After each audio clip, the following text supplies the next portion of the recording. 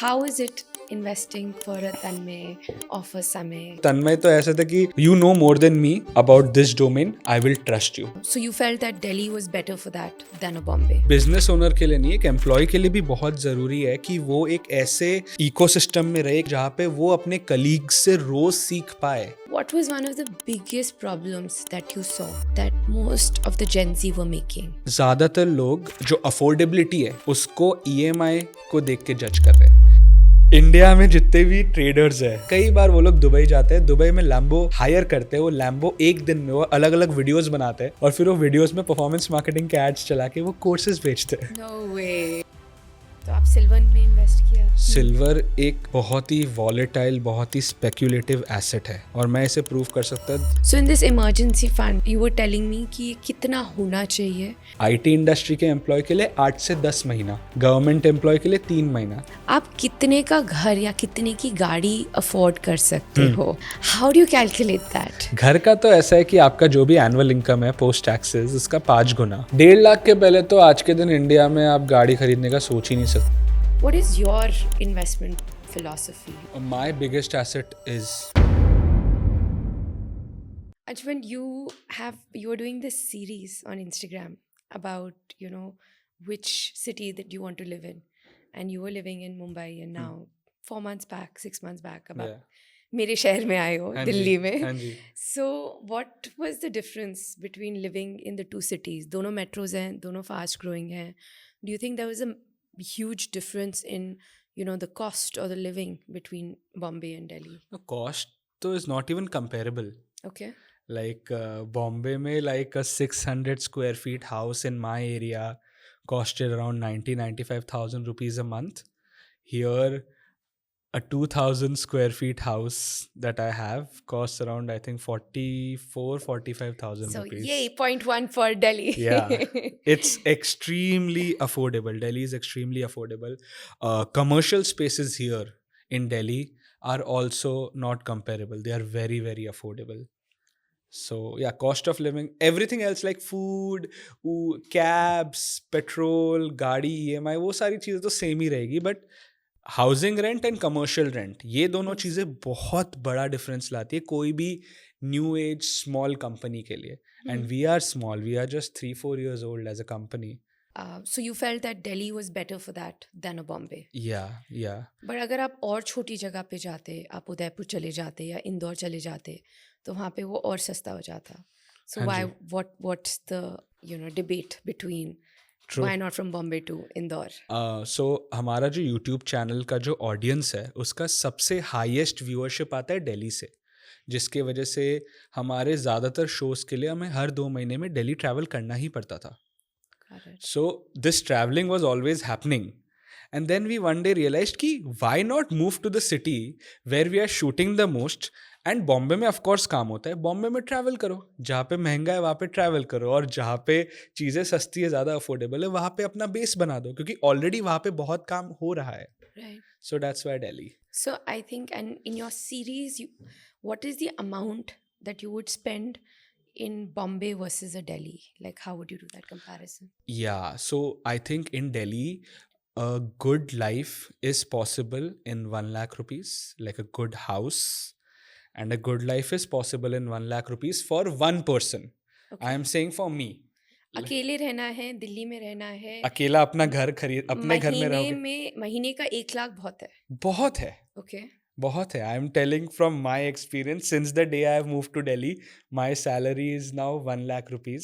The company pays for the house, but उसके ऊपर मेरा सिर्फ 1 लाख का वो है. बॉम्बे में 1 लाख रुपए में नहीं हो पाता, क्योंकि 1 लाख रुपए लिटरली रेंट था हमारा. Wow. सिर्फ एक घर का. Office was altogether different. So अगर बॉम्बे में what would this amount be? Bombay would be around 2 lakhs easily. 1 lakh extra, double. Wow. Easily. मतलब that is the amount that you need to have a decent life. Now I'll also tell you what defines my decent life. हाँ, मैं आपको अपना भी decent बता देता हूँ, ठीक है, क्योंकि decent is very subjective. Mumbai में अब मुझे लोकल ट्रेन में नहीं घूमना, मुझे हमेशा कैब में जाना है. लोकल ट्रेन वरना बहुत चीप हो जाती है, राइट. मुझे अपनी गाड़ी चाहिए, अपना कैब चाहिए. तो उसमें ऑफ कोर्स एक कॉस्ट ऐसे है। अब नाउ द थिंग इज़, अब चीज़ ये है कि बॉम्बे में अगर 10 किलोमीटर के लिए भी ट्रैवल करना है, आपको 1 घंटा कैब में रुकना पड़ेगा क्योंकि ट्रैफ़िक बहुत ज़्यादा है। हम्म दिल्ली जितना बड़ा नहीं है कि हर जगह सर्विस रोड के भी सर्विस रोड है, राइट? तो मेरे ये है, मैं जहाँ पे भी रेस्टोरेंट में जाता हूँ, मैंने बहुत सालों से प्राइस देखना बंद कर दिया है। ये एक लग्ज़री है जो मैंने ओन किया है, जो मैं अपने आप को गिफ्ट करता हूँ। तो बॉम्बे उस हिसाब से भी काफ़ी दिल्ली लेवल पे ही है, बट थोड़ा और एक्स्ट्रा भी हो जाता है। ये चीज़ तीसरी चीज़ हो गई। तीसरी चीज़ हो गई स्पोर्ट्स। मैं कोई भी स्पोर्ट खेलने जाऊँ, पिकल बॉल हो गया, पैडल हो गया, टेनिस हो गया, मुंबई में जो रेंट थे वो दिल्ली से ऑफ कोर्स ज़्यादा थे, क्योंकि मुंबई में रियल एस्टेट का प्राइस ही ज़्यादा है, तो हर चीज़ का रेंट भी ज़्यादा एवरीथिंग होगा। बिकम्स या ज़्यादा। और अगर आप बाकी सिटीज से कंपेयर करें। मैं नहीं कंपेयर कर सकता एक्चुअली, क्योंकि मुझे टियर 1 में रहना बहुत ज़्यादा ज़रूरी है as a hmm business owner. मुझे अगर ग्रो करना है अपनी कंपनी को, तो मुझे अपनी टीम में ए प्लेयर्स चाहिए, जो इस दुनिया को समझे, कंटेंट की दुनिया को समझे, जो वेल्थ मैनेजमेंट की दुनिया को समझे। And Delhi being a tier 1 city, यहाँ पे वो वाला टैलेंट बहुत ज़्यादा इजीली important, अवेलेबल right? है। And yeah, I think बहुत important point है Anshuman, like this idea of कहाँ अपने को locate करते हैं। A lot of times, you know, हम work from home बोलते हैं, we talk about an online world, लेकिन where you're located is very very important to your growth. True. तो अगर आप अर्ली इयर्स में अगर अपने आप को एक्सपोजर नहीं देंगे, so I think what I am hearing is also that the cost is important to incur to actually have that growth. तो अगर छोटी जगह में चले जाते हैं, आपके पास टैलेंट नहीं आता, और फिर the eventual growth true. Would have not been and possible. सिर्फ बिजनेस ओनर के लिए नहीं, एक एम्प्लॉय के लिए भी बहुत ज़रूरी है कि वो एक ऐसे इकोसिस्टम में रहे, एक ऐसी कंपनी में काम करे जहाँ पे वो अपने कलीग से रोज़ सीख पाए। जैसे मेरी जो पहली नौकरी थी 2018 में, मैं एक वेल्थ मैनेजर था। मेरे आसपास ऑलमोस्ट सारे लोगों की पहली ही नौकरी थी, बट सब अच्छी अच्छी कॉलेजेस से आए थे, सब वेल रेड थे, जिसके वजह से मैंने उनसे बहुत सारी चीज़ें सीखी। मैंने अपनी रीडिंग की हैबिट मेरे कलीग से शुरू की। मैंने अपनी सेल्स की पहली चीज़ें अपने कलीग से ही सीखी। सही। बॉस के पास ज़्यादा टाइम नहीं होता, बट अगर कलीग्स ही इतने अच्छे हो, तो आप रोज़ उसी रूम में बैठ बैठ के कितनी सारी चीज़ें सीख सकते हो। I remember when I had my first job, I was working in Ernst and Young. तो एक्सेल पे हमारे को, अब तो एआई के साथ एक्सेल का ज़रूरत नहीं है, हाँ बट जी। आई रिमेंबर एक्सेल के जितने फॉर्मूलेज थे, जितने शॉर्टकट्स थे, it use to be my, you know, my fellow consultant जो बताते थे that stop using the mouse pad, और यू नो ये वाली कीज़ यूज़ कर, जल्दी जल्दी ख़त्म हाँ, होएगा। हाँ, So there's so much that you learn from the people you're with या that you don't really realize that, and you don't understand that. True. And मुझे जेन्युइनली, और मैं जेन्युइनली ये चीज़ बिलीव करता हूँ कि अपने 20s में कॉस्ट कटिंग, सेविंग्स वगैरह बहुत ज़्यादा इंपॉर्टेंट है। बट अगर आप अपने महीने के 10-15 हज़ार रुपये कम भी सेव कर लो, और वो 10-15 हज़ार से आप अगर अपने आप को एक बेहतर ह्यूमन बना सके, जो होगा अगर आप घर पे रहोगे, आपकी मम्मी पापा आपको खाना देंगे, आपकी मम्मी पापा आपको आपके कपड़े धुलाएंगे, अगर आपके मम्मी पापा आपकी सारी चीज़ें करेंगी, how will you B uncomfortable? How will you learn? How will you learn?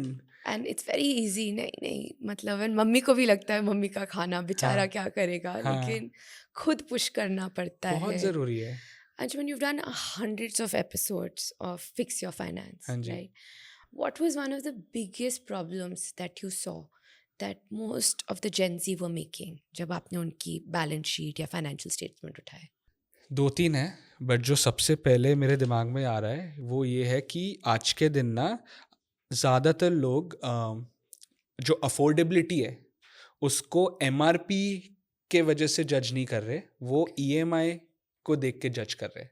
कि Interesting. अगर एक इंसान 50,000 रुपये कमा रहा है, उनके लिए आईफोन आज के दिन अफोर्डेबल कैसे है? एक 50,000 रुपये कमाने वाला इंसान के लिए 80,000 रुपये का phone is not affordable by any means. Right. But आज के दिन अगर आप कोई भी ई कॉमर्स वेबसाइट में जाओगे या कहीं भी जाओगे, आपको 4,000 रुपये की ईएमआई के बारे में ही बताया जाएगा। तो लोग अपने डिसीजंस बना रहे हैं ईएमआई के दम पे, कि ये तो Not on the MRP not of on the. The MRP. ये बहुत बड़ी इंडिया की And did you प्रॉब्लम है। see this across? Across, Really, across really. इंसान जो 35,000 रुपये कमाता है, उनके हाथ में लेटेस्ट आईफोन है। 1 in 5 पीपल, लोग थाईलैंड जाने के लिए ईएमआई ले रहे हैं, पर्सनल लोन ले रहे हैं। इमेजिन 12% का लोन ले रहे हैं 3 साल के लिए, ताकि वो 7 दिन का एक वेकेशन ले पाए। ये सुन के ही मुझे बहुत अजीब लगता है, but it is the reality. मतलब you are tying your for the next 3 साल अपने अपने आप को pretty much जेल में डाल दिया है, ताकि आप ये एक हफ्ते ले जा सको, फोटोज ले सको और अपने इंस्टाग्राम पे डाल सको हाँ. essentially. तो ये एक चीज़ है. दूसरा एक ट्रेंड ये. And what percentage जैसे जो ये EMIs थी, so if someone was earning say 50,000, तो कितना परसेंटेज उनका सैलरी का would be dedicated to EMIs or loans like this? ये case by case of course very करता है, बट प्रॉब्लम तब बनती है जब आपका नॉन हाउसिंग लोन्स का जो प्रोपोर्शन है वो 30 से 40% बन जाता है. कि मतलब कोई लाख रुपए कमा रहा है, उसके 40,000 रुपए की पर्सनल लोन चल रहा है, कार की लोन चल रही है, कोई नो कॉस्ट EMI चल रहा है, BNPL चल रहा है. वो बहुत बड़ा दिक्कत है. And ये चल रहा है. और ये मेरा सिर्फ फिक्स योर फाइनेंस का एक्सपीरियंस नहीं है, ये RBI ने खुद बोला है. एक फाइनेंशियल स्टेबिलिटी रिपोर्ट आती है साल में 2 बार. okay. जो लेटेस्ट रिपोर्ट आई है 31 दिसंबर 2025 में, उसमें बोला गया है कि पिछले 5 सालों में the proportion of non mortgage retail credit loans, मतलब आपके क्रेडिट कार्ड हो गया, पर्सनल लोन हो गया, BNPL हो गया, नो कॉस्ट EMI, ये 3 गुना से बढ़ गया है. 3x in 5 years. So these are basically loans for phone, laptop, Vacation. washing machine. Yes. वो 3 गुना ज्यादा. 3 गुना बढ़ गया है Wow. इंडिया में, और ये इंडिया लेवल पे डेटा है. Wow. RBI बोल रही है ये चीज. Wow. And this has happened in the past 3 years. Past 5 years में 3 गुना बढ़ा है. Wow. पूरे हिस्ट्री ऑफ इंडिया में इतना तेजी से कभी ग्रोथ नहीं हुआ है इस लोन का. एंड इसी के साथ साथ हाउसिंग लोन्स का जो डिमांड है वो एक्चुअली कम हो रहा है. तो लोग कम घर खरीद रहे हैं, कम अच्छा वाला लोन ले रहे हैं और उसे रिप्लेस कर रहे हैं ये सारे लोन्स के साथ So साथ. for you, housing loan is a good loan. Yes. Okay, we'll come back to it. मतलब वो भी काफी interesting discussion है. I want to get into buy versus rent वाला debate. But so great. So one of the biggest mistakes that you saw was this, कि you were using non-housing, basically expenditure के लिए, lifestyle को fund करने के लिए people are taking loans, which is almost 30 to 40%. और उसका repercussion लोगों को नहीं समझ आता. एक 24 साल का लड़का या लड़की 50,000 कमाती है, 20-22 हज़ार रुपये अब EMI में जा रहे हैं, फालतू के EMIs में. ठीक है, 3 महीने लेटर उनको एक ऐसी नौकरी मिलती है जो 50,000 नहीं देगी, 37,000 देगी या 38,000 देगी, बट उसमें सीखने को इतना मिल सकता है कि 1 साल या 2 साल बाद उनकी इनकम लाख रुपए हो सकती है, 1.5 लाख रुपए हो सकती है. 20s में ये चीज़ हो सकती है. राइट. मैंने अपने करियर में भी ये चीज़ होते हुए देखी है. और वही अगर आप रिस्क लेते हो तभी आपकी ग्रोथ आती है. राइट. जी. लाइक कि ठीक है, this is a good salary but that's a better job, वो ट्राई करते हैं. Let's go learn that. वो अब ऐसे जॉब अपॉर्चुनिटीज को ना बोलने में मजबूर हो जाता है क्योंकि उनके 22,000 की EMI चल रही है. वो कैसे 37,000 में मैनेज करेंगे? तो फालतू के आईफोन के वजह से उनका करियर का जो ट्रेजेक्ट्री है, जो पूरी तरीके से बदल सकता था, वो नहीं बदल पाया.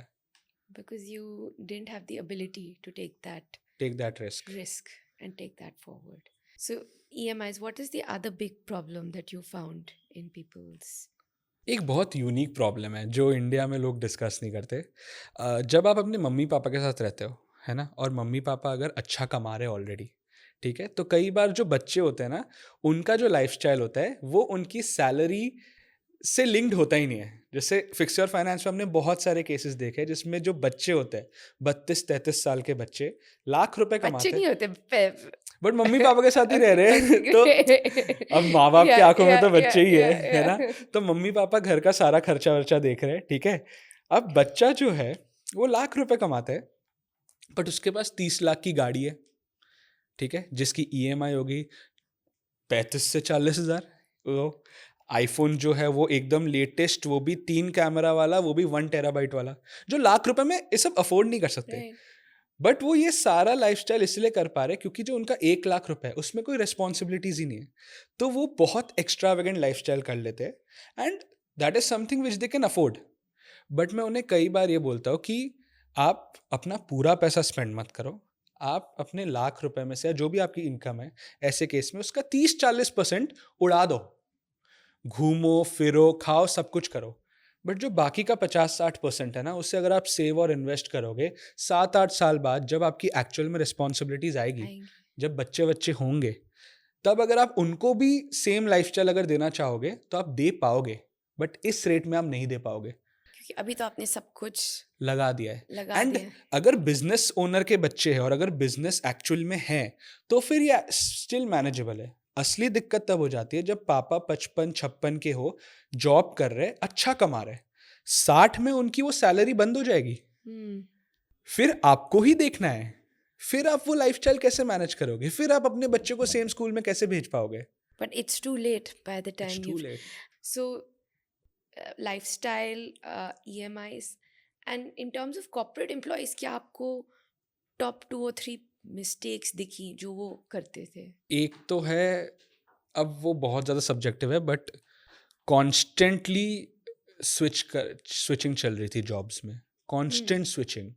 2020 से 2023 के बीच में जब फंडिंग बहुत बड़ी थी, सारी कंपनीज के पास बहुत पैसा था क्योंकि पूरी दुनिया का इंटरेस्ट रेट्स गिर गए थे, तो Right. उस टाइम पे कई सारे लोग 6-6 महीने में स्विच कर रहे थे and they were getting good raise, like Right. 30% का रेज मिल रहा था 6 महीने काम करके। Right.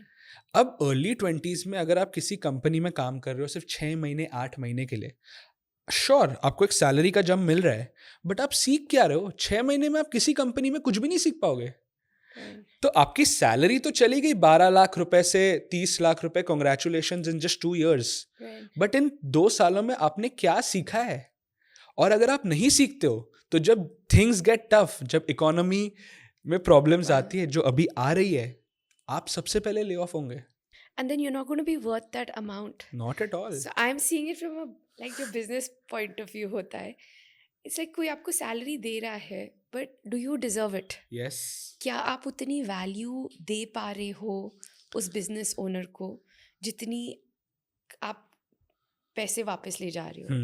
You know, so I love the fact कि आप ये फाइनेंशियल पर्सपेक्टिव से भी बोल रहे कि हो. 20s में अगर आप अपने सिर्फ सैलरी ग्रोथ में देखोगे विदाउट फोकसिंग ऑन अपस्किलिंग, तो आपका 38 साल या 40 साल का करियर काफ़ी पेनफुल हो सकता है। आप जो चीज़ें 20s में करोगे वो आपका बेस है, उसके ऊपर चीज़ें कॉम्पाउंड ही होनी है। तो वो बहुत बहुत एविडेंट था बैंगलोर में। So interesting, right? So what you are saying is one of the biggest financial mistakes that you can make as a corporate employee is jumping too quickly and getting too much of a raise in your salary without learning, without learning. Without learning. तो- and ये 20s में बहुत बड़ा challenge है क्योंकि you are there just to learn. So this was one of the big things. Any other mistakes that you saw people were making? लोगों की जब इनकम बहुत ज़्यादा तेज़ी से ग्रो हो रही थी, तो वो सडनली डर गए थे कि यार इतनी सारी इनकम का हम क्या करें। तो हम ये देख रहे थे कि बैंगलोर में और बॉम्बे में कई सारे लोग मल्टीपल घर खरीद रहे थे, होम लोन की EMIs पाल रहे थे ताकि उनके हाथ में पैसे ना आए। Really? सो 1 लाख से 2 लाख हुई उनकी इनकम, दे आर लाइक अभी 1 लाख रुपए अगर हमारे अकाउंट में आएगा हम तो खर्च देंगे, चलो एक और घर ले लेते 60-70 हज़ार रुपए की EMI लेके। So just because they were not sure of their spending habits, they bought one more house, bought one more EMI। वो अच्छी बात है कि आप एक और I was एसेट just बना gonna रहे say, हो। like, is that a good idea or is that a bad idea? It's a good idea if you are sure about your job, अगर आपकी जॉब सिक्योरिटी है। अगर आप IT industry में हो, अगर आप ऐसे इंडस्ट्रीज में हो जहाँ पे डिसरप्शन बहुत ज़्यादा तेज़ी से होता है जो हम देख रहे हैं, तो फिर आपकी EMIs आइडियली कम होनी चाहिए। So what an interesting way. Like, so basically you saw लोगों की salaries increase हुई, तो आधे लोग होते हैं let's go spend. हाँ The rest half is like oh invest करते हैं. हाँ। But कहाँ invest करते हैं? घर की EMI में, इलिक्विड जो जिसमें मतलब मैं कुछ नहीं कर सकता हूँ. हाँ, And did you see a lot of people जिसमें वो blow up हो गया उसके बाद? ब्लो अप तो नहीं हुआ, मतलब कि घर किसी को लॉस में नहीं बेचना पड़ा, बट ये हुआ कि कई बार ना लोग इमरजेंसी फंड को वेस्ट समझते हैं, तो वो लोग क्या है सेविंग्स नहीं करते, जो भी एक्सेस होता है वो इन्वेस्ट कर देते हैं म्यूचुअल फंड, स्टॉक्स, क्रिप्टो या फिर घर में। अब फिर बाद में ऐसा हुआ है कि कई बार जब जॉब्स चले जाती है, अब उनके पास कोई सेफ्टी नेट नहीं है, उनके पास कोई सेविंग्स नहीं है, तो उनको म्यूचुअल फंड्स बेचना पड़ता है, उनको स्टॉक्स बेचना पड़ता है। And what is the problem with that? Markets हमेशा आपके फेवर में नहीं होते। अगर मार्केट खराब चल रहा है और उस टाइम पे आपने अगर बेचा तो आपको वो चीज़ लॉस में बेचनी पड़ रही है। मैं एक एग्जांपल देता हूँ, बहुत क्लोज फैमिली फ्रेंड की कहानी है। 2020 में जब कोविड में आया था, he was working in this AI company, analytics company, ठीक है, एंड टॉप पोजीशन में थे। तो मैनेजमेंट ने डिसाइड किया कि 3 से 6 महीने के लिए ना हम हमारे टॉप मैनेजमेंट की सैलरीज पॉज कर देंगे, क्योंकि आप अफोर्ड कर सकते हो। Right. इनका भी सेम स्कूल ऑफ थॉट था कि मैं इमरजेंसी फंड नहीं करूंगा, मैं सिर्फ इन्वेस्ट करूंगा, स्टॉक्स में डालूंगा। अप्रैल से जून 2020 के बीच उन्होंने बजाज फाइनेंस के स्टॉक्स बेचे। अप्रैल टू जून 2020 बजाज फाइनेंस का तब का प्राइस था 1600 से 2000 रुपए पर शेयर। आज के दिन 1 साल पहले वो था 8000 रुपए में। वो 8000 का 1:10 स्प्लिट हुआ Wow. और आज के दिन वो 1000 का एक स्टॉक है। तो उनका करीब 10 से 15 लाख रुपए का लॉस हुआ just because he did not have an emergency fund. At that point of Yeah. time, जो वो liquidate कर सकते थे. हाँ So in this emergency fund, and we spoke about it before, कि आप जिस भी क्रिएटर के साथ काम करते हैं, you always make sure कि उनका एक emergency fund हो. So you were telling me कि ये कितना होना चाहिए and typically कहाँ रखना चाहिए. तो इमरजेंसी फंड का size is inversely proportional to job security. Okay. अब मेरे डैड ओएनजीसी में काम करते थे, उनका जॉब सिक्योरिटी था 100%। जब तक वो कोई क्राइम नहीं करेंगे तब तक he can not get fired. तो उनके लिए 2 महीने का भी emergency fund is More than enough. Great. एक क्रिएटर, एक कॉमेडियन या कोई भी इंसान जिसकी इनकम और रेवेन्यू बहुत ज़्यादा वॉलेटाइल है, Hmm. उनका 1 साल से 2 साल तो होना ही चाहिए। Hmm. आईटी इंडस्ट्री के एम्प्लॉय के लिए 8 से 10 महीना, गवर्नमेंट एम्प्लॉय के लिए 3 महीना। So you get it right कि जैसे जैसे आपकी जॉब सिक्योरिटी कम होती रहती है, आपकी साइज भी बढ़ते रहनी बढ़ता चाहिए। रहना चाहिए. एंड जो साइज है, जो मैंने महीने की बात कर रहा हूँ, it is months of essential expenses. तो आपका रेंट, फ्यूल, खाना पीना. बच्चों की एजुकेशन, जितने भी ईएमआईज है, अगर आप खाना बाहर जाने में, शॉपिंग में, मूवीज में 10,000 करते हो तो उसका आधा कर दो। Hmm. आप ऑफ कोर्स दुख के टाइम पे पूरा स्प्लर्ज नहीं करोगे, बट आधा तो करोगे ही। मतलब And at least option तो होना चाहिए. ऑप्शन तो होना ही चाहिए। सो essential expenses plus 50% of your wants into जितने भी मंथ्स है। मंथ्स है. यस। तो दैट आपका इमरजेंसी फंड हो गया. और उसको कहाँ रखते हैं? Because I mean I think what you are saying बहुत ज़्यादा एक्यूरेट है. Because I talk to a lot of 20-year-olds, 25-year-olds, and I was like आप क्या करें? हाँ, हमने इन्वेस्ट किया हुआ है. And but the thing is, the minute there's a problem, then suddenly they have to liquidate या everything. And जो भी उनका upside होता है, you're also giving that या away at that point of time. Divya, आपका वेल्थ खोखला है अगर आपके ऐसे सेफ्टी नेट्स नहीं है जो आपके कंपाउंडिंग एसेट्स को प्रोटेक्ट कर सके। अगर आपके पास हेल्थ इंश्योरेंस नहीं है, इमरजेंसी फंड नहीं है, वो म्यूचुअल फंड की कोई वैल्यू ही नहीं है। क्योंकि कल जाके आपका गाड़ी खराब होगा, आपका लैपटॉप खराब होगा, आपको वो बेचना ही पड़ेगा। So it is very important. People think यार इसमें कोई रिटर्न नहीं है, कोई फायदा नहीं है। बहुत फायदा है, बहुत ज़्यादा फायदा है। So and this money you will put in a fixed deposit, in cash या कोई debt fund. 2 क्राइटेरिया है, एक्सट्रीमली लेस वॉलेटिलिटी और दूसरा है वेरी लिक्विड। अगर आज रात को भी पैसे चाहिए तो वो 1 दिन के अंदर अंदर आ जाएगा। So some options are fixed deposit. Fixed deposit में But रेट, फिर वो fixed deposit तोड़ना पड़ता है. तो बहुत सारे फ्लेक्सी फिक्स्ड डिपॉजिट्स आते हैं जिसमें कोई पेनल्टी नहीं होती। वो एक अच्छा ऑप्शन है। दूसरा ऑप्शन है हाई यील्ड सेविंग्स अकाउंट। कई सारे स्मॉल बैंक्स के जो सेविंग्स अकाउंट है उसका आज के दिन इंटरेस्ट रेट 5.5 से 7.5% है। तीसरा हो गया arbitrage mutual funds. Okay. Arbitrage mutual funds बहुत ज़्यादा इंटरेस्टिंग और बहुत टैक्स एफिशिएंट भी है। तो वो क्या करता है कि मान लो, बहुत सिंप्लीफाइड एग्जांपल दे रहा हूँ, नेशनल स्टॉक एक्सचेंज में रिलायंस समझो 3000 का है और बॉम्बे स्टॉक एक्सचेंज में 3002 रुपये का है। तो वो 3000 में इधर से खरीदेगा और 3002 में इधर से इधर बेचेगा।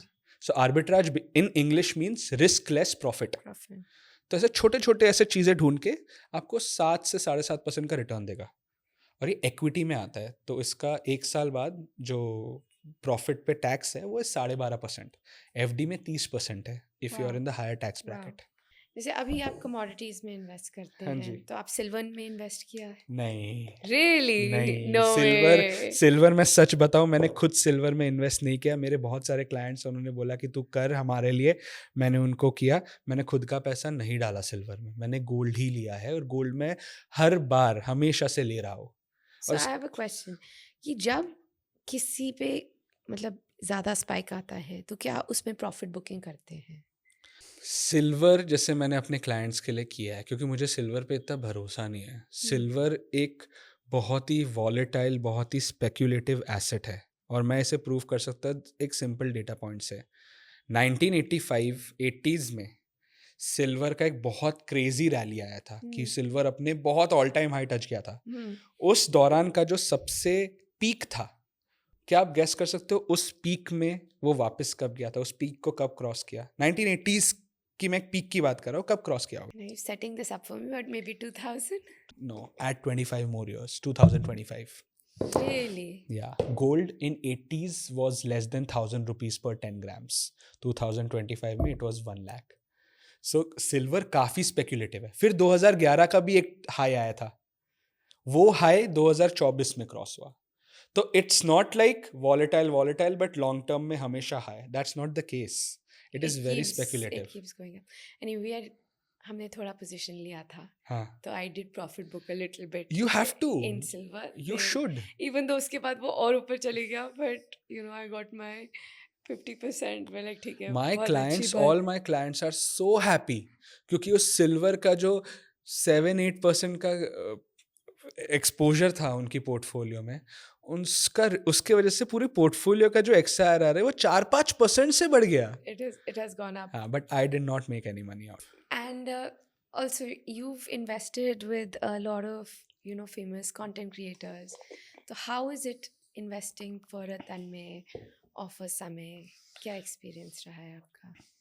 और उनके लिए इन्वेस्ट करना क्या बहुत अलग होता है with anyone else? Actually What would their portfolio look like? तो they are quite smart, they know that the business they are in, उस बिजनेस में ऐसा नहीं है कि the years in the business are proportion to their income. Hmm. जैसे कोई भी कॉर्पोरेट एम्प्लॉय की 45 में जो सैलरी होगी वो उनकी 25 या 30 से ज़्यादा ही होगी। It is bound to happen because experience is always rewarded. Right. Content में और शोबिज में ऐसा नहीं होता है। शोबिज में सबके जो पीक्स होते हैं वो कई बार शॉर्ट लिव्ड हो सकते हैं, ऐसा नहीं है कि इनके होंगे। These are legends, I hope कि कभी भी ना हो, राइट? बट उनको पता है कि they are cognizant of that fact कि ये पॉसिबल है। उस हिसाब से बहुत ही ज़्यादा सेफ्टी। मतलब तन्मय तो ऐसा था कि 2020 में we started, I was working with him on his channel and I also use to help him with his finances. Right. He was very clear कि मुझे अपना पैसा पहले तू सेव कर, सेव Okay. करवा, सेव करवा, सेव करा।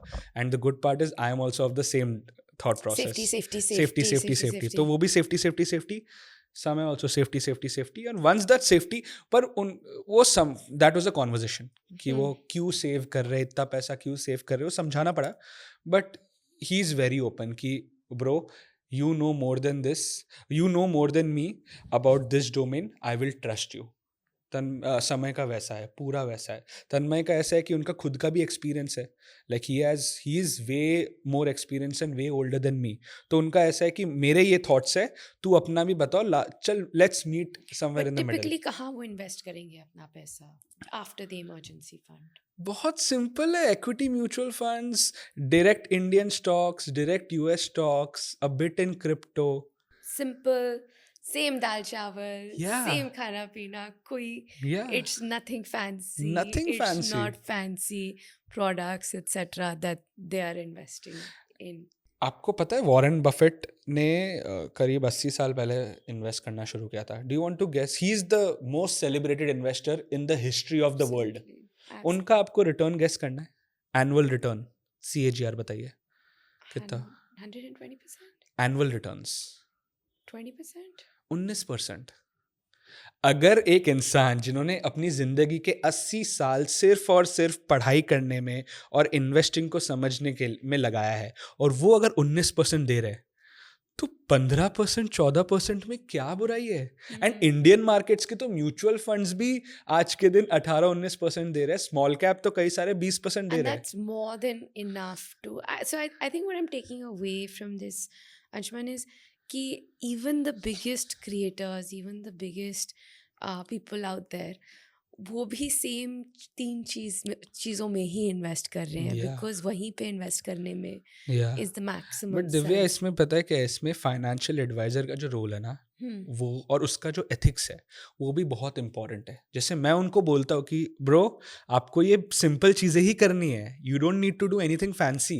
इनफैक्ट इन सब का कई सारा पैसा पैसिव म्यूचुअल फंड्स भी है, एंड पैसिव म्यूचुअल फंड्स का जो कमीशन है वो एक्चुअल में मेरे लिए कम है, बट फिर भी वो हम देते हैं क्योंकि in the and I genuinely believe कि long standing relationships are way more important than churning and um, short term gains.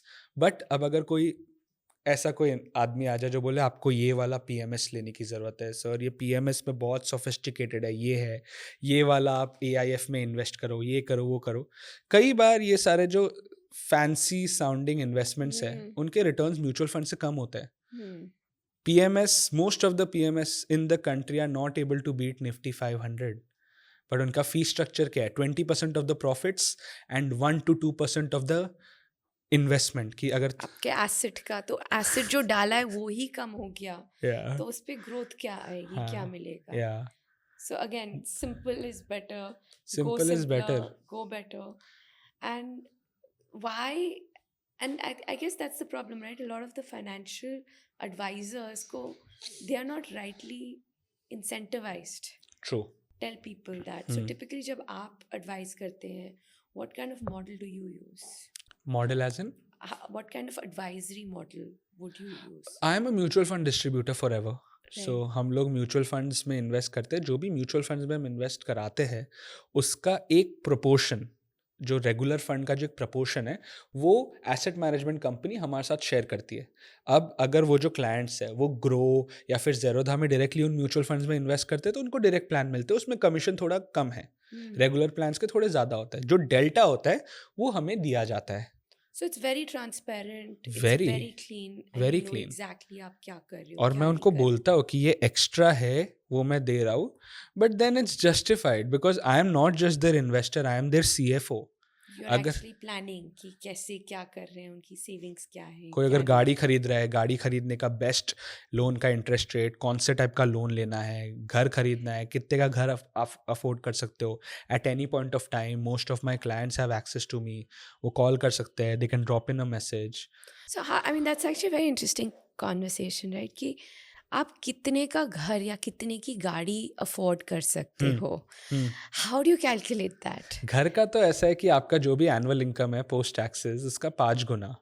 तो अगर कोई Okay. 20 लाख रुपए सालाना कमा रहा है पोस्ट टैक्सेस तो वो 1 करोड़ का घर खरीद सकते हैं।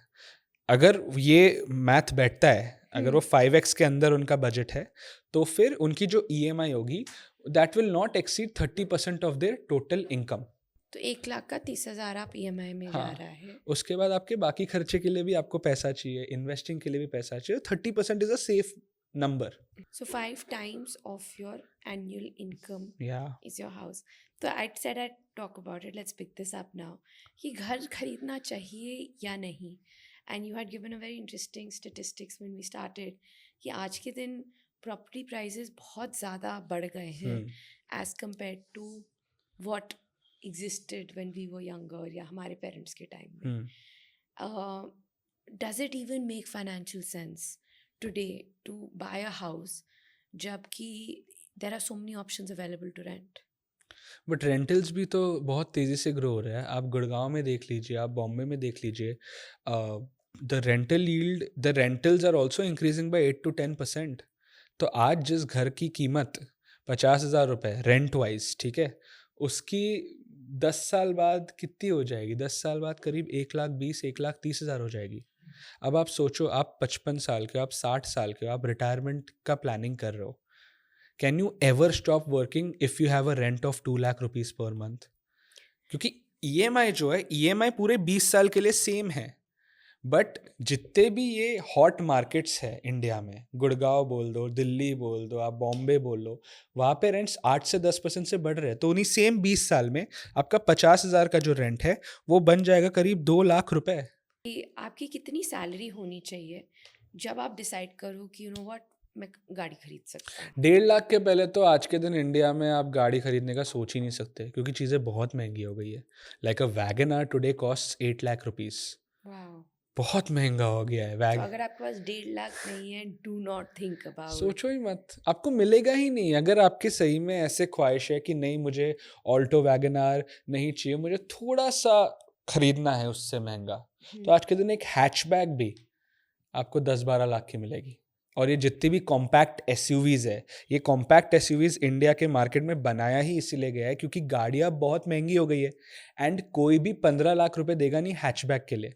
तो वही हैचबैक्स को का थोड़ा फॉर्म बदला बदला गया है और इनको बोल रहे हैं नहीं ये हैचबैक नहीं है, ये कॉम्पैक्ट एसयूवी है, बट वो हैचबैक्स ही है। It's the same it is but almost the same. Right. So 1.5 lakh minimum to या this thing. So we're talking about salary and salary levels. Why is it कि इतने सारे लोग होते हैं जो 1 लाख की सैलरी है, 1.5 लाख की सैलरी है, बट फिर भी they're always broke. एंड काफ़ी लोग होते हैं जो 25-30 35,000 भी कमा रहे होते हैं लेकिन फिर भी वो सेविंग कर जाते हैं। तो क्या डिफरेंस होता है उनकी थॉट में या सेविंग पैटर्न में? अगर आपकी इनकम 30 to 35,000 है और अगर आप टियर 1 सिटी में रहते हो खुद से, तो आप वो 1,000-1,500 सेव करो जस्ट कि वो एक आदत बन जाए, दैट्स इनफ। क्योंकि expenses are so high, plus you are also at your peak energy levels, तो ये वाले दिन वापस नहीं आने वाले। तो 1,000-1,500 सेव करो, that is fine, it is beyond acceptable, चलेगा। क्योंकि अभी आपकी पीक अर्निंग स्टार्ट भी नहीं हुई है, अभी तो आपकी जस्ट इनकम स्टार्ट हुई है, धीरे धीरे होगा। अगर आप 50,000 से लाख के बीच सेव करते हो, that's when you should at least save 10% of your income, at least. कि 50,000 कमाने वाला इंसान 5,000 रुपये तो उसे सेव करना ही चाहिए। And that is important. That is very important. Right. And उसको कहाँ रखना चाहिए, उसका क्या स्ट्रैटेजी होना चाहिए? पहले तो आप बेसिक अपना इमरजेंसी फंड बनाओ, ठीक है, अपना हेल्थ इंश्योरेंस खरीदो। वही मैं आपको वही चीज़ बार बार बोलने वाला हूँ। ये चीज़ है, वंस योर, अब अगर कोई 50,000 कमाता है, वंस दे हैव अ 50,000 का इमरजेंसी फंड ना, उसके बाद they can think of doing an SIP। फिर नॉर्मल आप इन्वेस्ट कीजिए फ्लेक्सी कैप फंड्स में, 30% डाल दो, 40% डाल दो निफ्टी 50 और निफ्टी नेक्स्ट 50 के इंडेक्स फंड्स में, बाकी का 30% नैस्डैक 100, फिर बाद में गोल्ड फंड, और थोड़ा सा आप उसमें डाल दीजिए mid and small cap fund में। तो धीरे धीरे धीरे you need to keep increasing it, जैसे जैसे आपकी सैलरी या बढ़ती रहती है अपनी सेविंग बढ़ाते रहे। या एंड इसमें there's a lot of people who do principles 50-30-20। 50% आप अपने एक्सपेंसेस में डालो, 30% आप अपनी सेविंग्स करो, 20% अपने एक्सपीरियंसेस के लिए या एंजॉयमेंट के लिए रखो। तो आपको क्या लगता है कि कोई ऐसा प्रिंसिपल है दैट यू फॉलो और you advise people to follow? नहीं, personal finance can not be so arbitrary. Personal finance में ऐसे फिक्स्ड रूल्स चल ही नहीं सकते, क्योंकि आपकी और मेरी कहानी बहुत अलग अलग है। अब जैसे मैं आपको एक फिक्स्योर फाइनेंस का एक और कहानी बताता हूँ कि एक बहुत कॉमन पैटर्न था। बहुत सारे लड़के थे जो अपने गांव से, छोटे शहर छोटे गांव से पहले इंजीनियर थे, पहले ग्रेजुएट थे, जो अब बैंगलोर या फिर कोई बड़े शहर में काम कर रहे हैं, ठीक है। ये लोग लाख रुपए कमाते हैं, बट इन्होंने ऑलरेडी घर खरीद लिया है और इनकी 50,000 रुपए की EMI चल रही है उस घर के लिए। और पहले पहले जब मैं छोटा था, जब मैं लगता था क्या कर रहे हो क्या कर रहे हो, बट धीरे धीरे बात करके रियलाइज हुआ कि अगर उनको अरेंज मैरिज करना है, अगर उनको शादी करना है, उन्हें वो घर खरीदना ही पड़ेगा, वरना वो एलिजिबल ही नहीं होंगे।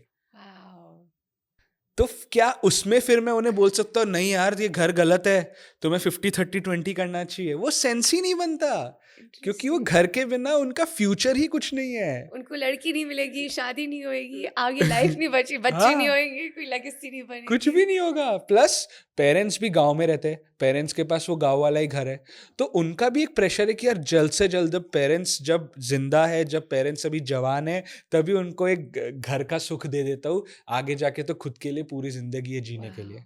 ब्यूटीफुल। तो पर्सनल फाइनेंस में कोई आर्बिट्ररी रूल्स नहीं होते, इसीलिए मेरे को, हाँ, जब पर जैसे बोला 50,000 से 1 लाख तक ना 10% तो ट्राई करो सेव करने का, उतना तो आपका बेयर मिनिमम मिनिमम, है that you have bare to minimum. And you have to try. या again a lot of times एक there is especially Gen Z में, especially the 20-30 year olds, वो काफ़ी टाइम सिंगल अर्निंग मेंबर होते हैं अपनी family के लिए.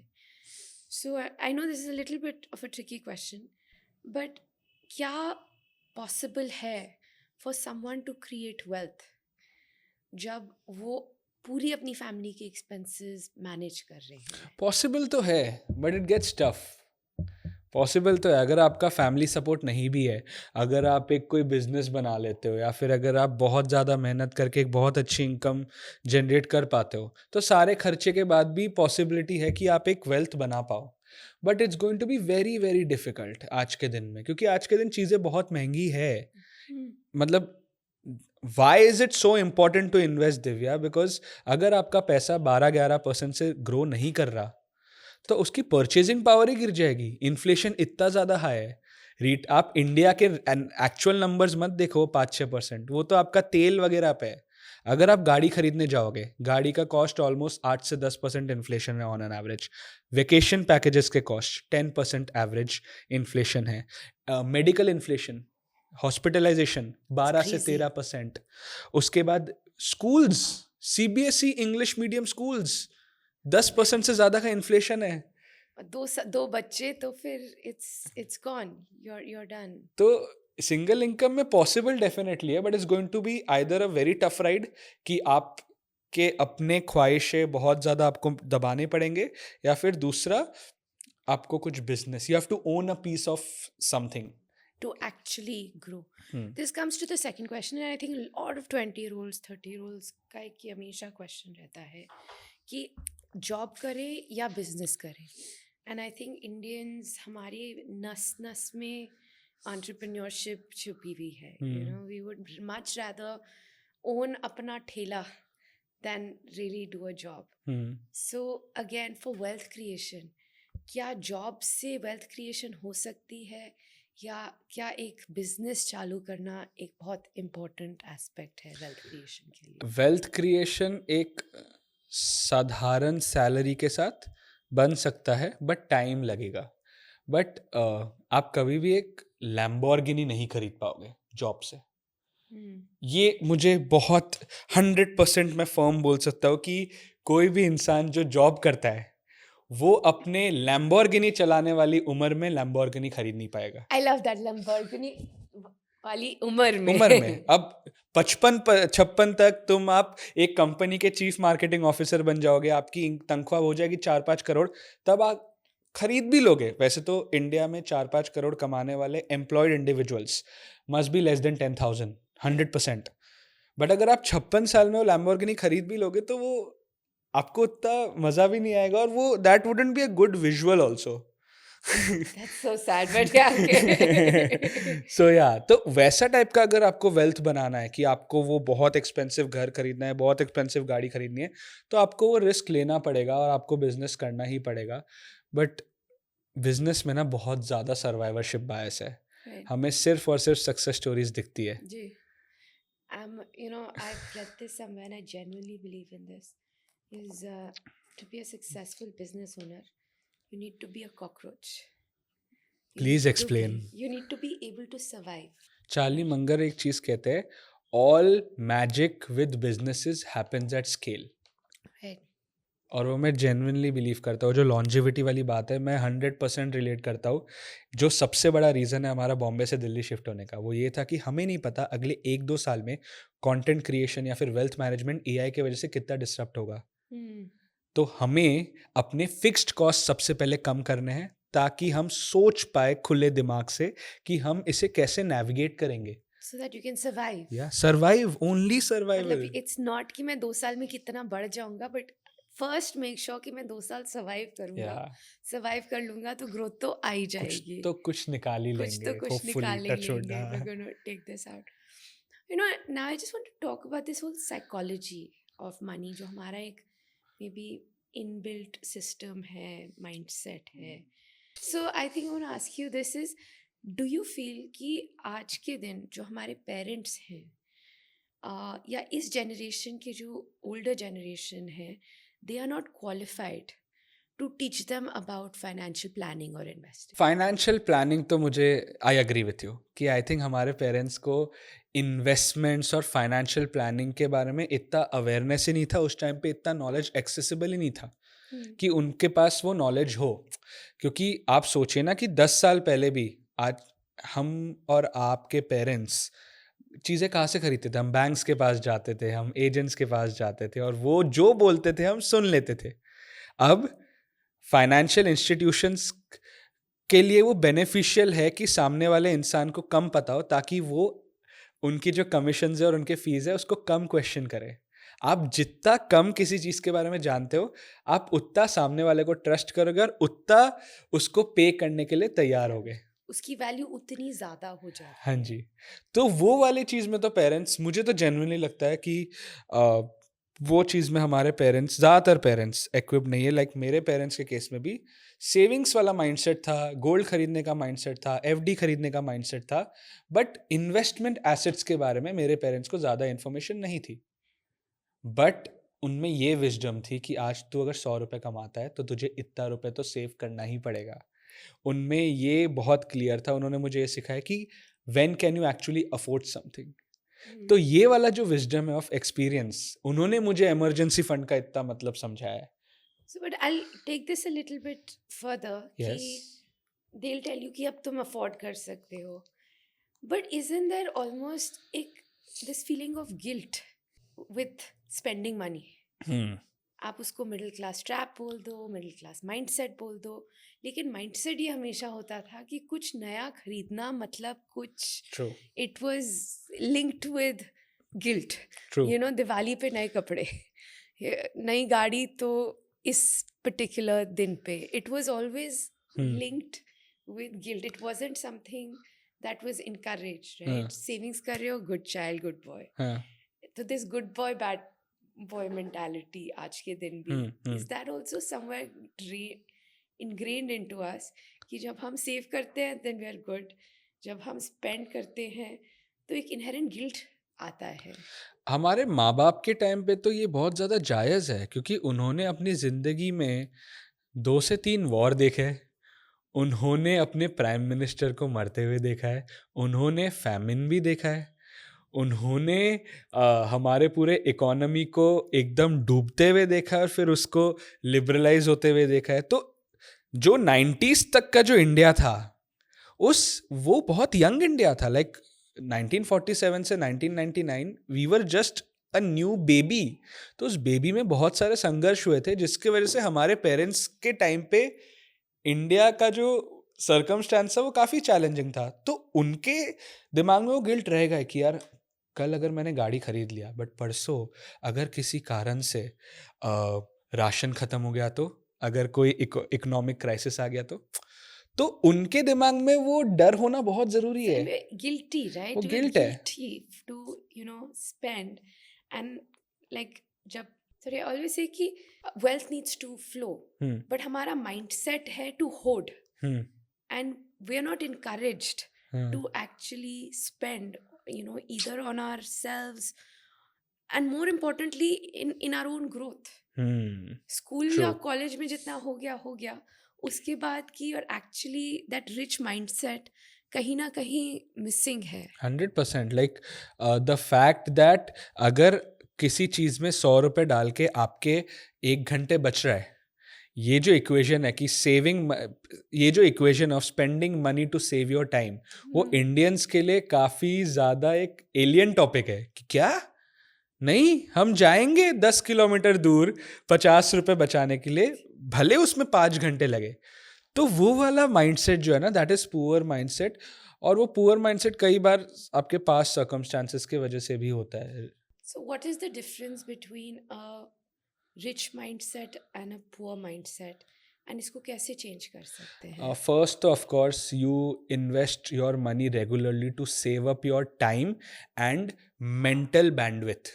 जैसे I have a personal trainer, मैं जिम जाता हूँ, जिम जाने से पहले तक मैं कभी भी कोई भी फिटनेस के बारे में नहीं सोचता। जिम घुसता हूँ, जो मेरा ट्रेनर बोलता है मैं वो करता हूँ। एक मेरा ग्राम ऑफ ब्रेन यूज़ नहीं होता है, मैं घर आ जाता हूँ, 11 बजे मेरा काम शुरू होता है, and I have not used any iota of my brain. So that is one thing, investing constantly to save your money first.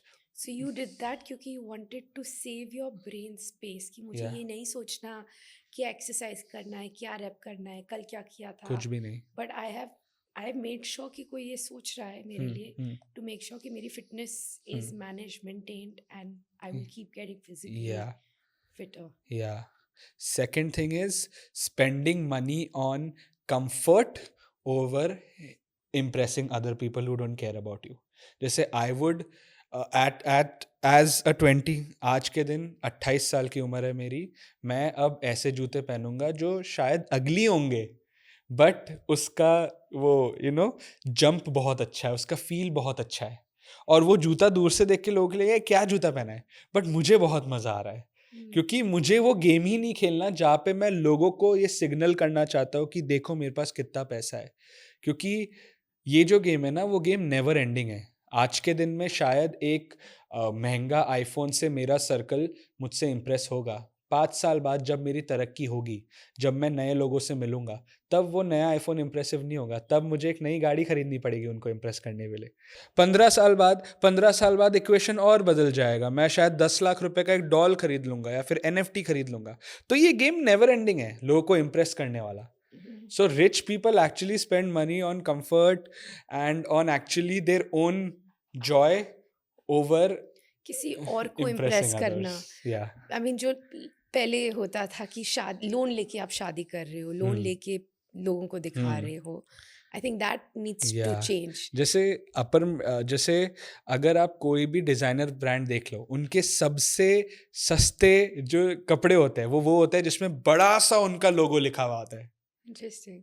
That is opposite of silent luxury. You wouldn't see a billionaire wearing like a very big logo on their chest.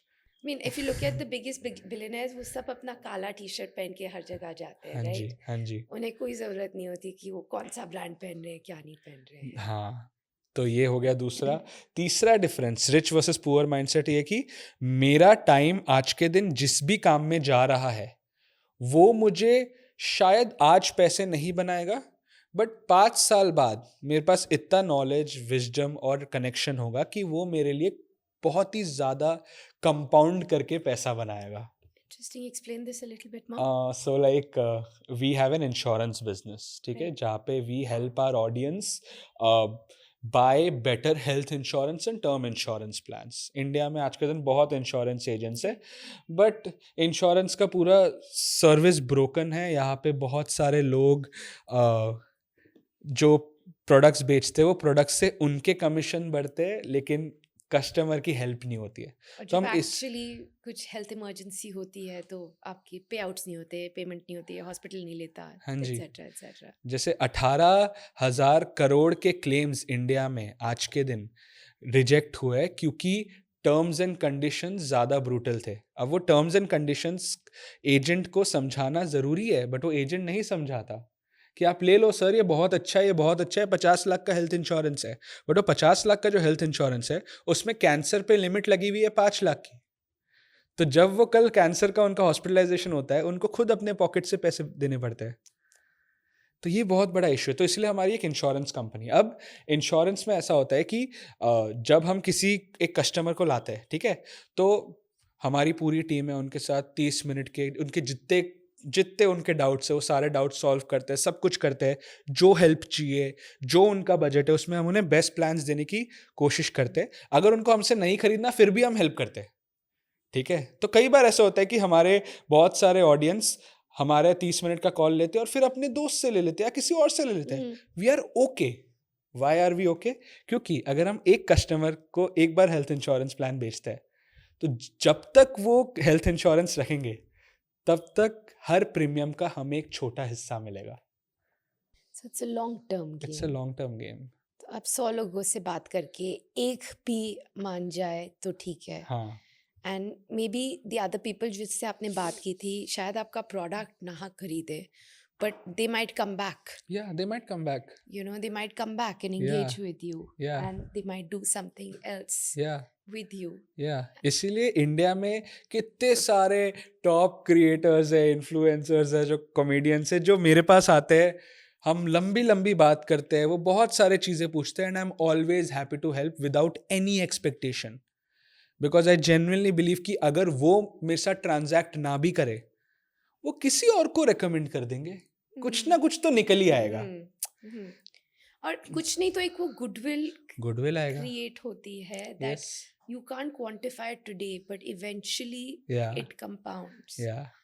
And that you feel is the big difference between this rich mindset and a middle class mindset जो ज़्यादा transactional है कि मैंने इससे बात की, अब क्या हुआ, अब क्या नहीं हुआ. एंड आपको सच बताओ, ये जो माइंडसेट है ना, ये माइंडसेट ऐसा नहीं, ये, और आपको एक चीज़ बताओ, ये जो माइंडसेट है ना, it has nothing to do with your current net worth.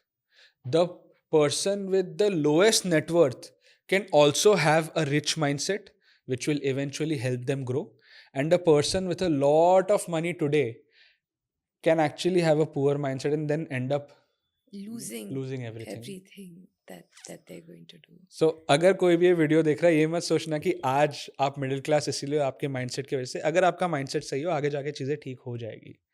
India में जितने भी ट्रेडर्स है, बहुत सारे ट्रेडर्स है, राइट, जो इंस्टाग्राम पे अपना फॉलोइंग बना के कोर्सेज बेचते हैं, ठीक है. अपने कोर्सेज का सेल्स ग्रो करने के लिए कई बार वो लोग दुबई जाते हैं, दुबई में लैम्बो हायर करते हैं, वो लैम्बो एक दिन में वो अलग अलग वीडियोस बनाते हैं, और फिर वो वीडियोस में परफॉर्मेंस मार्केटिंग के एड्स चला के वो कोर्सेज बेचते हैं. No way. It is happening. No it is way. Happening. No way. वो हो रहा है. वाओ. एंड आजकल तो एआई से बन जाएंगे. अब तो एआई से ही बन जाएगी. ये भी नहीं पता है कि किससे क्या तो कर रहे हैं. या तो लोग अब हमेशा है ना बहुत अपने आप को ऐसे फील करते हैं कि वी आर नॉट इनफ, क्योंकि वो कॉन्स्टेंटली, एंड सोशल मीडिया क्या है, हमेशा एक्सट्रीम दिखाता है. कोई भी दाल चावल खाते हुए ना अपनी पोस्ट नहीं डालेगा, वो रामेन ही खाएगा, वो महंगी चीजें ही खाएगा. वो अच्छी वाली लाइट होएगी, अच्छी वाली लाइट आएगी, this thing that will make everything seem कि बहुत ज्यादा लार्जर देन लाइफ. सब वेकेशन ले रहे हैं. आप इंस्टाग्राम खोलोगे, सब वेकेशन पे ही जा रहे हैं. उसकी वजह से क्या हो रहा है, आज के दिन एक सर्वे हुआ था, around 30% of all personal loans are taken for vacations, holidays. iPhone, Apple is now the highest selling smartphone brand in India in terms of revenue. A country with a per capita income of $2,500, how can they afford iPhones at such a huge scale? EMIs. सबको लगता है अब iPhone तो normal है. ये नहीं है तो मेरे में कुछ खराबी है. मतलब it's the bare minimum. iPhone is the bare minimum for this generation. I think we need to stop, take stock and really understand कि हमारे लिए क्या important है, कौन हमारे लिए important है, कौन लोग हैं जो important हैं, and define that. Yeah. You know, we started with this. आज के दिन the definition of success बहुत vague हो गया है. True. Is 5,000 followers enough? Is 10,000 enough? You know, 100,000 काफ़ी है, 1 million काफ़ी है, क्या salary काफ़ी है, 1 लाख, 10 लाख, you know, वो 50,000 में भी खुश है और कोई 10 लाख में भी खुश नहीं है. And it's all blurred in terms of what is and what not. Yeah.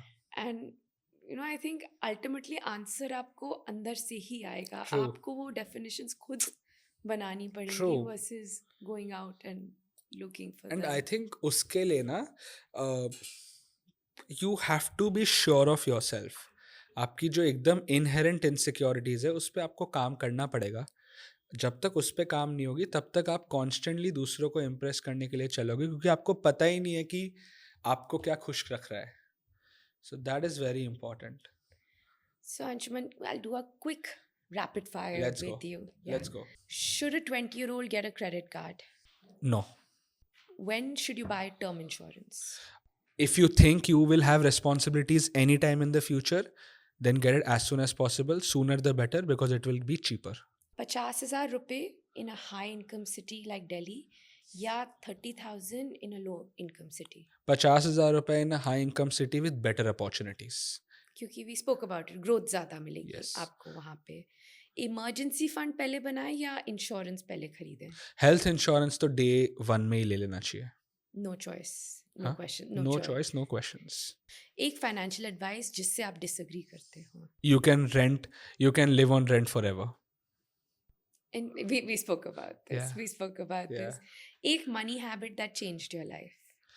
Having a small, हाँ, not having more than 5,000 rupees in my UPI account. Beautiful. क्योंकि हम यूपीआई से इतनी जल्दी जल्दी स्पेंड करते हैं, पता ही नहीं चलता पैसे कहाँ जाते हैं. पता ही नहीं चलता है, कोई फ्रिक्शन ही नहीं है. ओके, अगर आपके पास 1 लाख रुपए हो इन्वेस्ट करने के लिए, आप उसे अगर आपके पास 10,000 रुपए हो इन्वेस्ट करने के लिए, आप उसे कहाँ इन्वेस्ट करेंगे?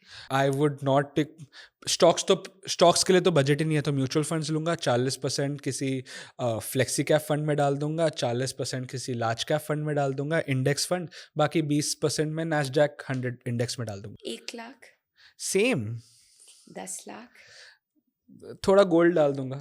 10 1 करोड़. सेम गोल्ड डाल दूंगा. You will keep the same strategy Yeah. across the yes, board. Considering मेरे पास स्टॉक्स की नॉलेज नहीं है. Lovely. अगर स्टॉक्स का नॉलेज है तो स्टॉक्स भी डालूंगा इसमें अच्छा Love खासा. that. So, any last message that you'd love to leave our viewers with? India में आज के दिन पैसिव इनकम और अर्ली रिटायरमेंट का जो एक ट्रेंड है वो एक बहुत बड़ा स्कैम है. लोगों को ये लग रहा है कि वो 15-20 साल काम करके रिटायर हो सकते हैं. I think that scam is being sold because a lot of people are now unhappy in their jobs. So rather than looking for passive income options, find a career which will make you happy so that you can work for the next 40 years. And keep working, and lifespans are increasing. Yes. So do work that you enjoy. Yes, yes. Work keeps you young. And Yup, alive. 100%, 100%. Great. Thank you so much, Anshuman. It's amazing. I can see how much you love your work and how deeply you enjoy it. And thank you so much for sharing. Absolute pleasure. Keep doing these videos. Keep educating people. People need different opinions from thought leaders. That was fun. Thank you. Goodbye.